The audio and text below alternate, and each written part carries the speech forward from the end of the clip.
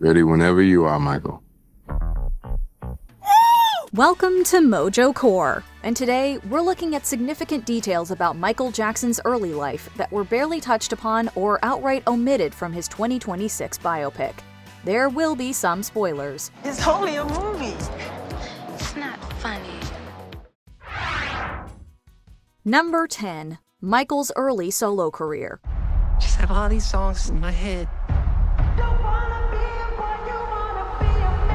Just gotta get them out. The film implies that throughout his childhood, Michael Jackson was exclusively part of a group act. Upon reaching adulthood, we see Michael break free as a solo artist with albums like Off the Wall and Thriller.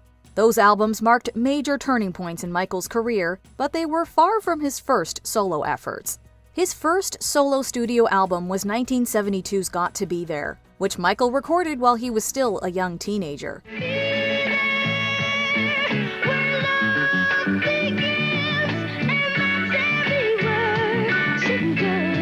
Michael recorded 3 more solo studio albums before Off the Wall. While Michael didn't have as much creative freedom on his first 4 albums, he was already branching out from the family act.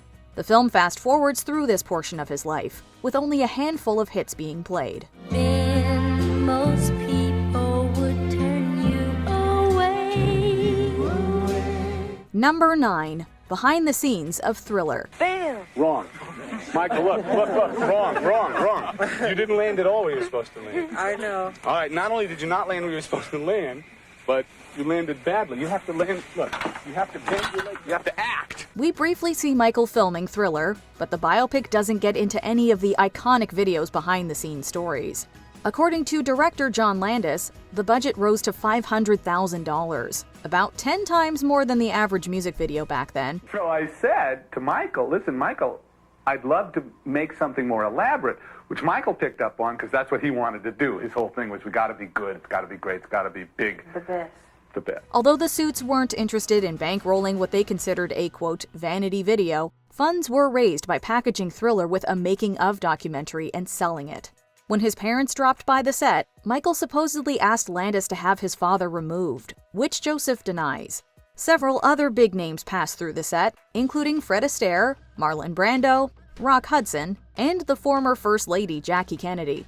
The video also commenced a feud with narrator Vincent Price, who regretted only accepting a flat fee.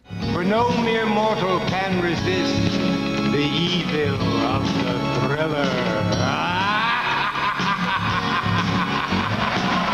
Number 8. Michael's early relationships. While it takes place before either of his marriages, the film tiptoes around Michael Jackson's love life.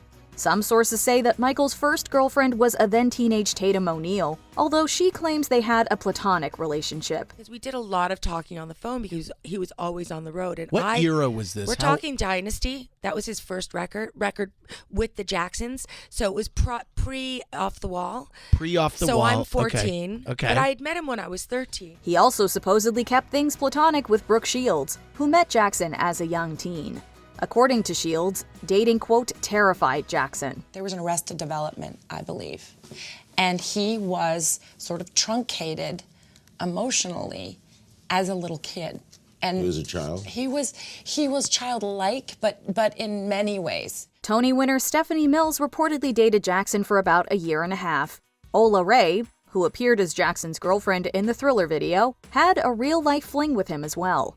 Reflecting on their relationship, Ray said, quote, I won't say that I've seen him in his birthday suit, but close enough. Kissing and puppy love makeout sessions and a little more than that. What point did you realize you were falling in love with him?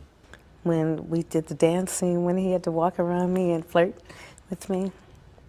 Just coming from out of the movie theaters, when I did the little walk, dun, dun, dun, dun, dun, to the beat. He had to dance around me and flirt with me. That was when I was like, oh my God. Number 7. Playing the Scarecrow in The Wiz. Michael Jackson didn't make a ton of feature film appearances. When he did, Jackson usually played himself. An exception was starring as the Scarecrow in the 1978 film version of The Wiz. Come on, Dorothy! Come on!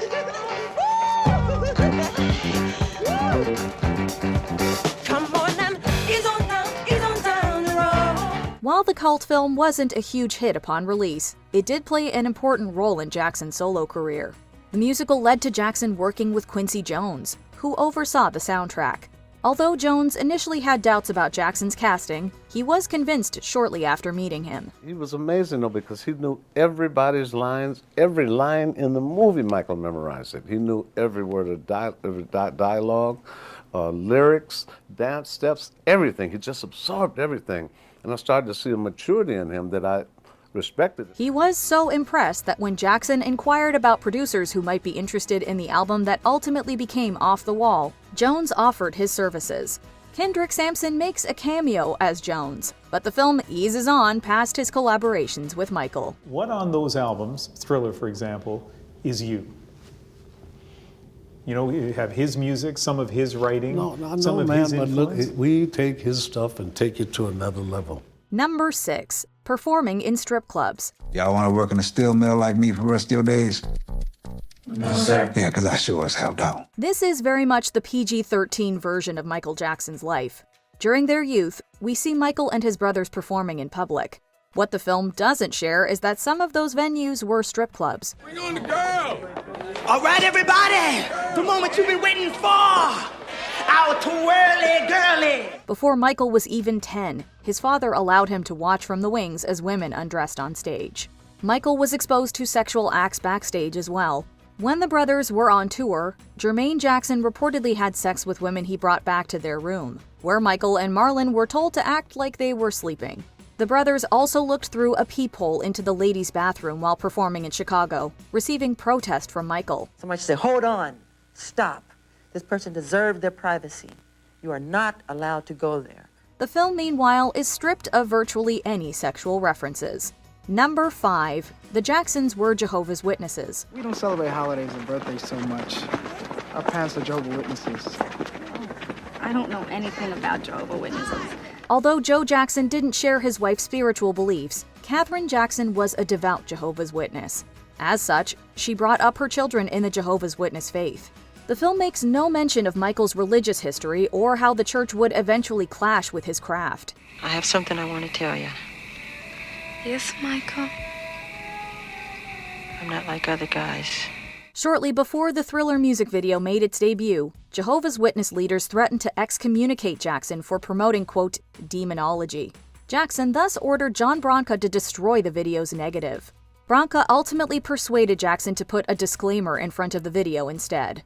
While Jackson claimed he was still a Jehovah's Witness in 2001, it was reported in 1987 that he had, quote, disassociated himself from the faith, with the Thriller incident likely being a factor. They will possess you unless you change that number on your dial. Number 4. Michael's siblings. We need to capitalize on Michael's success because the Jackson family is the brand. That's our Coca-Cola. And we need to start selling. Jackie, Tito, Jermaine, and Marlon are seen performing alongside Michael, but the other 4 members of the Jackson 5 are essentially glorified extras here. Aside from a passing mention that Jermaine left the group to go solo, the film doesn't explore the personal or professional lives of Michael's brothers. We got lucky, our first 4 records went to #1, and our first time to Europe was just incredible. It's just amazing. And what did the second record do, Marlon? Jermaine, leave me alone. Sister LaToya Jackson pops up, although the film doesn't get into her singing career and complications with her family. Those are just the Jackson siblings who appear in the film. It completely disregards Michael's eldest sibling, Rebby, as well as his 2 youngest siblings, Randy and Janet, the latter of whom has been vocal about her issues with this biopic. Also never mentioned is Brandon, Marlon's twin brother, who died shortly after being born. Life goes on, but it's never going to be the same. Number 3. Michael's many surgeries and health issues. I've had no plastic surgery on my face, just my nose. It helped me breathe better so I can hit higher notes. But are you, Michael, are you honestly saying that you've only ever had 1 operation? 2. You've had 2? As I can remember. The film doesn't ignore the fact that Michael Jackson had plastic surgery and various health issues, like vitiligo. It only scratches the surface of Jackson's medical history, however. The script also plays around with some details, implying that Michael had his first nose job for vanity purposes. Nose is too wide? Fans expect me to sound and look another way? Like I did when I was little.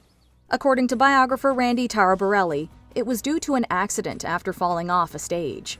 While reports have varied on how many rhinoplasties Jackson had, he supposedly underwent his third after the Pepsi commercial accident. That incident is depicted, but it only touches upon the aftermath. Michael is seen making a triumphant comeback to the stage. Between his growing dependence on painkillers and ongoing cosmetic procedures, though, it's debatable if he ever truly recovered from the fire. It burned him so badly his hair wouldn't grow back in the top of his head, and he didn't like that part of it. Number 2. Joe Jackson's secret family.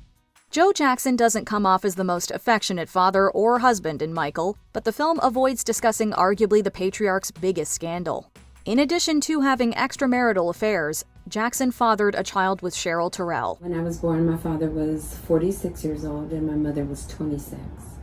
So, in a sense, Daddy was really, he had become Joe Jackson, you know what I mean? And he was a lot slower, but he was very, very, very strict. I say that 3 times for emphasis.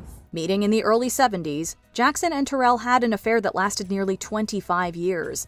When Jackson told one family he was on business trips, he was actually visiting Terrell and their daughter Giovanni, who lived about 5 miles away. You're a liar, and you're a cheat, and I don't want you. No, I don't want you, I don't want you, I don't want you, I don't want you, I don't want you no more. It's unclear when exactly Katherine Jackson learned about her husband's second family. In any case, they remained married until Joe's death in 2018, although Katherine filed for divorce once in 1973 and again in 1982. Around the time her father died, Giovanni published a book, Bastard Child. My sister LaToya went out her way to be messy and tell me that that's how I was referred to in the house. Number 1. Michael's history of allegations. Initially, the third act of Michael was reportedly going to explore the allegations that Jordan Chandler brought against Jackson in 1993. Upon realizing they legally couldn't depict Chandler or his family, the filmmakers supposedly reworked the finale. I shall not in this statement respond to all of the false allegations being made against me, since my lawyers have advised me that this is not the proper forum in which to do that. While there are conflicting reports on what happened behind the scenes, the film ultimately overlooks any troubling accusations that Jackson faced. This includes his alleged history with accusers James Safechuck and Wade Robson, both of whom Jackson reportedly met between 1986 and 1987. Anything Michael was going to say to me was gospel to me. Yeah. Yeah. And then when I testified when I was 11, from the first night on, started training me right away for what ended up happening when I was 11 and when I was 22. The film ends around that time with the release of Bad. Maybe if Michael does get a sequel, as the ending teases, it'll delve into Jackson's future trials. Even if it does, there will likely be debate about what is and isn't left out. I need to think. I told you what to think. What did you think of Michael? Let us know in the comments.